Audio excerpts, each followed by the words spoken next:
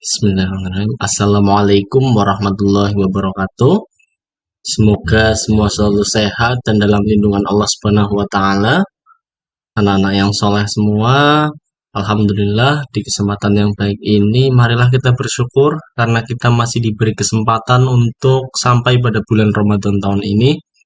Dan di bulan Ramadan tahun ini Pak Guru yakin semuanya senang, ikut senang pun sudah mendapatkan pahala.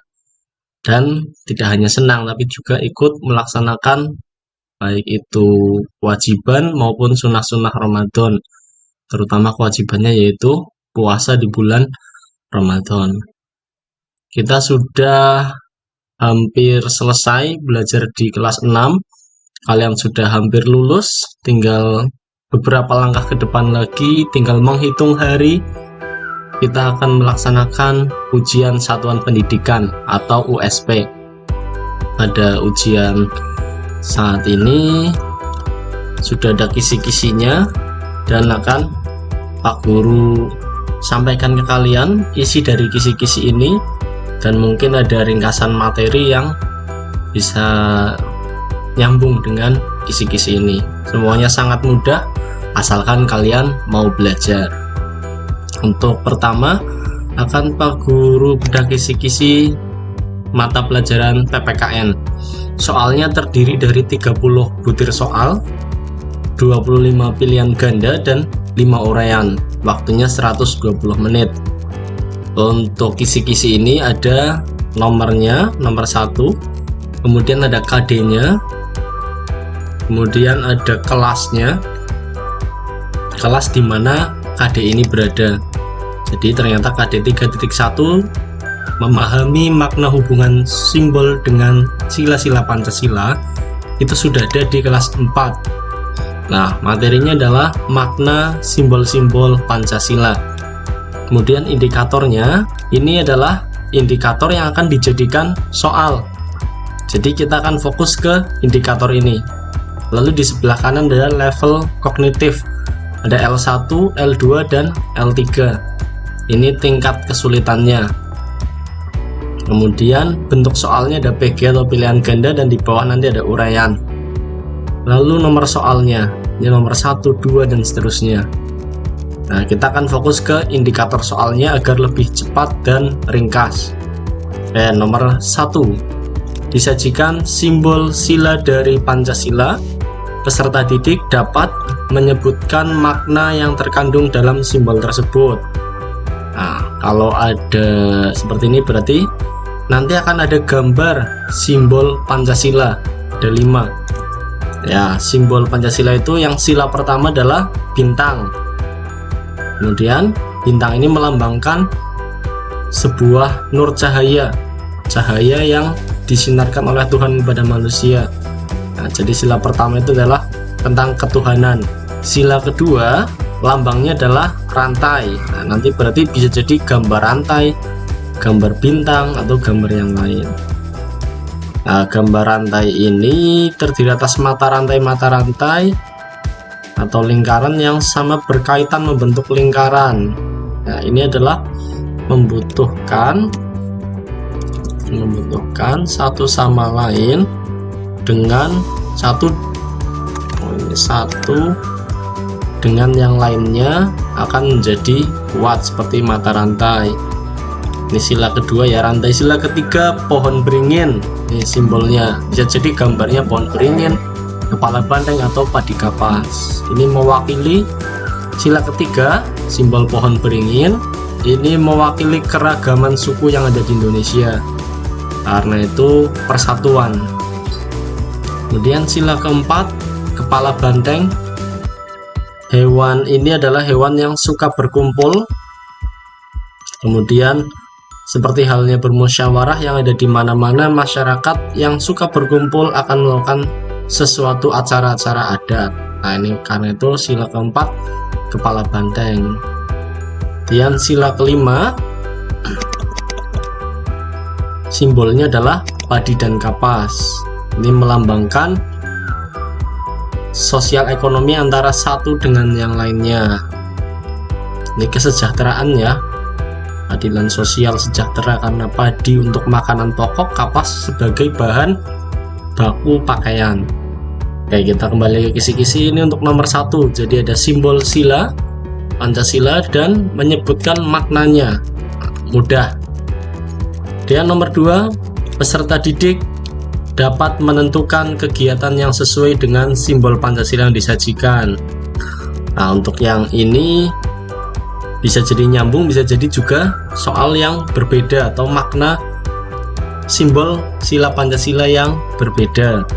Nah, kalian tinggal menentukan kegiatan yang sesuai. Kalau keagamaan, kalau sila pertama berarti keagamaan, sila kedua berarti kemanusiaan, sila ketiga berarti persatuan, dan seterusnya. Dan kita lanjut nomor 3, peserta didik dapat menyebutkan kewajiban sebagai warga dalam kehidupan sehari-hari di rumah. Nah, ini hak dan kewajiban sangat mudah ya. Di rumah berarti yang harus kamu pelajari untuk soal nomor 3 adalah kewajiban kalian di rumah. Mudah. Kita lanjut nomor 4, disajikan beberapa pernyataan. Berarti ada beberapa pernyataan. Peserta didik dapat menentukan hak sebagai warga masyarakat. Nah, dari pernyataan-pernyataan tadi, misalkan ada 4 pernyataan, nanti dari 4 ini kalian pilih mana yang hak sebagai warga masyarakat. Kalau nomor 3 di rumah, nomor 4 masyarakat. Oke, kita lanjut nomor 5. Nomor 5, disajikan ilustrasi. Peserta didik dapat menentukan pelaksanaan hak dan kewajiban sebagai warga masyarakat. Nah, ini masih mudah. Ada ilustrasinya lagi, ilustrasi, kemudian kalian menentukan hak dan kewajiban sebagai warga masyarakat. Misalkan ada gambar bersih-bersih, berarti sedang gotong royong, haknya apa di situ, kewajibannya juga apa.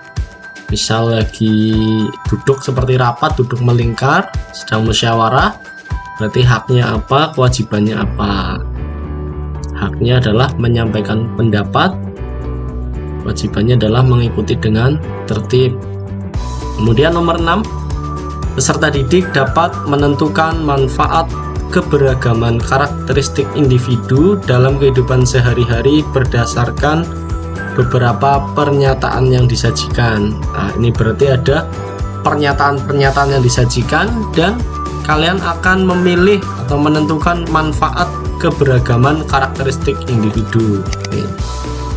Ini yang perlu kalian pelajari, manfaat keberagaman karakteristik. Nah, ini nih misalkan nih ya, ada gambar ilustrasi, kalian menentukan hak dan kewajibannya apa. Ada hak dan ada kewajiban.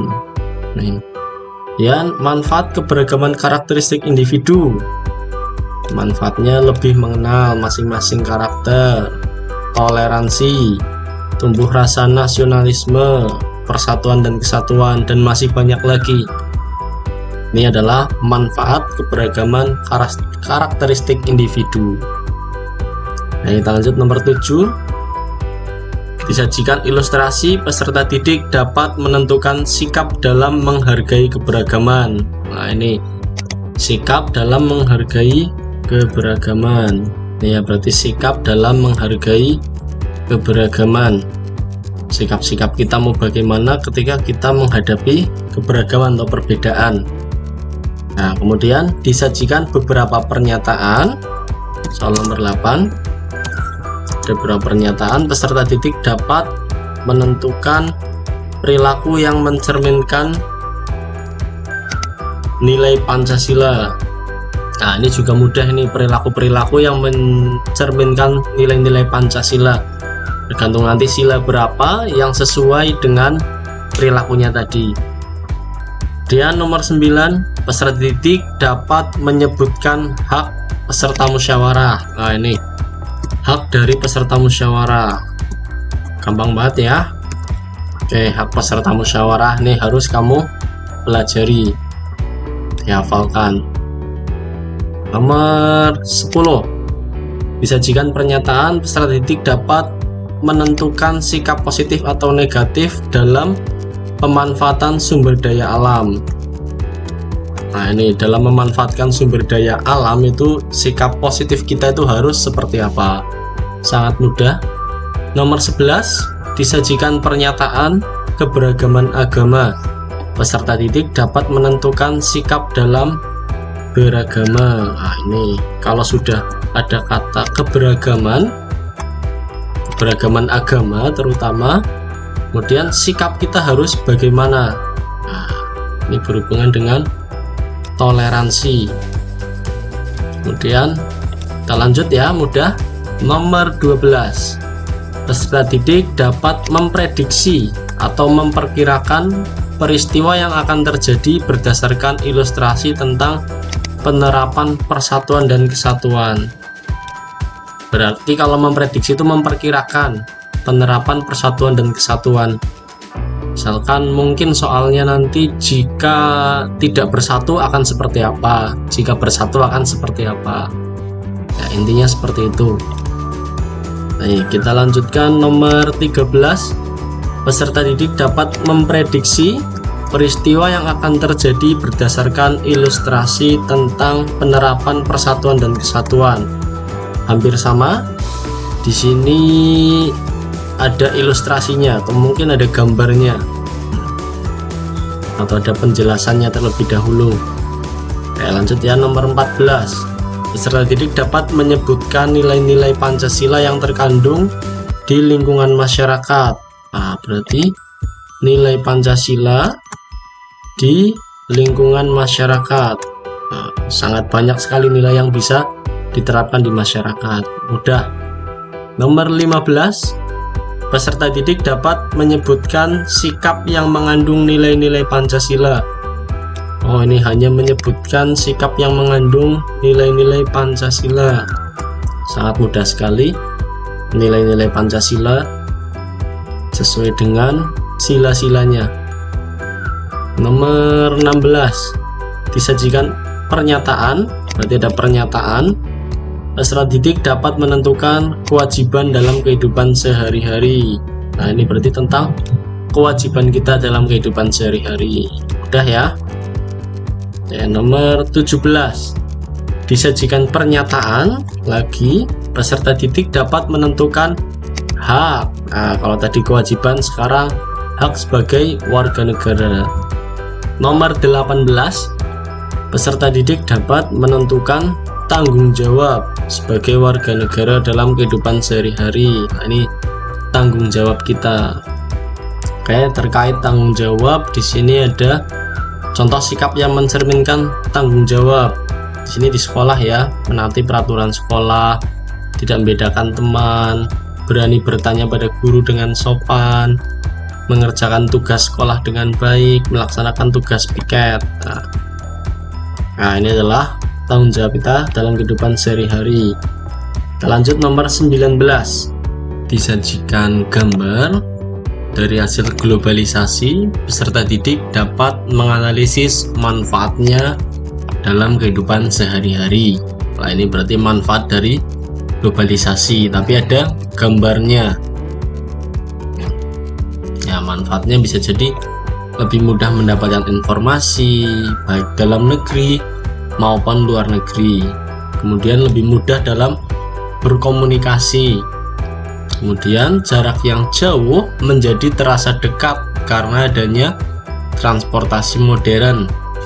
Lalu berjualan lebih mudah dengan adanya online shop. Nah, berarti tambah lagi membeli sesuatu atau membeli barang juga lebih mudah dengan online shop. Kita lanjutkan ke nomor 20.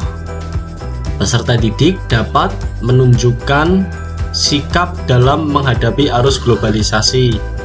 Nah, berarti kalian harus menunjukkan sikap yang tepat dalam menghadapi globalisasi. Ya, kemarin ada kata-kata berpikir global, bertindak lokal. Jadi kita harus berpikir luas dan bertindak mulai dari lingkungan kita sendiri. Nomor 21. Peserta didik dapat menentukan bentuk kerjasama antar negara. Nah, ini kerjasama antar negara. Jadi ada beberapa bentuk kerjasamanya. Oke, berarti bentuk kerjasama antar negara itu apa saja. Ya, hampir sama dengan IPS ya, tapi ini di PPKN tentang globalisasi dan dampaknya. Kita lanjut nomor 22. Peserta didik dapat menjelaskan manfaat hidup rukun dan kesatuan dalam kehidupan berbangsa dan bernegara. Manfaat dari hidup rukun itu apa saja? Baik, kita lanjutkan nomor 23. Disajikan ilustrasi, berarti ada ilustrasinya. Peserta didik dapat mengidentifikasi nilai persatuan dan kesatuan. Ya, nilai persatuan dan kesatuan. Baik, dampak nilai persatuan dan kesatuan dalam kehidupan berbangsa dan bernegara. Nah, jika tidak bersatu berarti dampaknya akan muncul banyak konflik. Nah, berunsur SARA. Kemudian melemahnya ketahanan dan keamanan nasional. Lalu menjadikan bangsa Indonesia lebih mudah masuk dalam jurang disintegrasi nasional. Artinya adalah perpecahan ya, disintegrasi nasional, perpecahan dalam negeri. Kemudian lingkungan akan menjadi rusuh, mencekam serta penuh huru-hara, ya akan ricuh nanti. Ini adalah dampak jika menurunnya nilai persatuan dan kesatuan. Kalau naik berarti semuanya adalah kebalikannya. Contoh nilai persatuan dan kesatuan: berteman tanpa memandang suku, ya, gotong royong, kerjasama, menjunjung tinggi nilai toleransi antar umat beragama. Ya, ini adalah nilai-nilai persatuan dan kesatuannya. Oke, kita lanjutkan ya. Nomor 24. Disajikan pernyataan, peserta didik dapat menerapkan nilai persatuan dan kesatuan dalam kehidupan sehari-hari. Masih nyambung, tinggal penerapannya atau menerapkannya seperti tadi. Kemudian nomor 25, disajikan pernyataan, peserta didik dapat menentukan sikap untuk menjaga nilai persatuan dan kesatuan. Nah, ini berarti menjaga nilai persatuan dan kesatuan. Bagaimana sikap kita untuk menjaga nilai persatuan dan kesatuan. Ini nomor 25 atau nomor terakhir di pilihan ganda. Oke, sampai sini paham ya. Kita lanjutkan nomor 26, mulai ke uraian. Nah, peserta didik dapat menjelaskan contoh sikap menghargai keberagaman. Nah, ini kamu harus menguasai tentang keberagaman, terutama sikap dalam keberagaman. Harus bagaimana sikap kita dalam keberagaman. Oke, lanjut nomor 27. Peserta didik dapat menjelaskan contoh sikap yang mencerminkan nilai-nilai Pancasila. Nah, ini kamu harus bisa menjelaskan atau membuat contoh sikap yang sesuai dengan nilai-nilai Pancasila. Ya, ini sangat mudah sekali. 28. Peserta didik dapat menjelaskan contoh sikap yang mencerminkan nilai Pancasila di masyarakat. Nah, ini sama sebenarnya nih, nilai Pancasila di masyarakat. Dan nomor 29, peserta didik dapat menentukan sikap yang tepat terhadap keberagaman sosial budaya di masyarakat berdasarkan ilustrasi yang disajikan. Jadi sikap yang tepat terhadap keberagaman sosial budaya di masyarakat. Nah, ini berdasarkan ilustrasi, jadi ada ilustrasinya. Bersama ya, sosial budaya, keberagaman sosial budaya. Udah, ini keberagaman sosial budaya berarti masuk dalam toleransi. Dan nomor 30, peserta didik dapat menentukan makna persatuan dan kesatuan. Nah, ini makna dari persatuan dan kesatuan. Oke, sampai di sini. Jika ada yang masih belum paham, boleh tambah lagi dengan guru kalian dan dicari atau dibaca yang sesuai dengan ini yang sudah Pak Guru tebalkan ini ya. Oke, sampai di sini dulu. Selamat beristirahat, selamat menjalankan ibadah puasa, dan selamat belajar.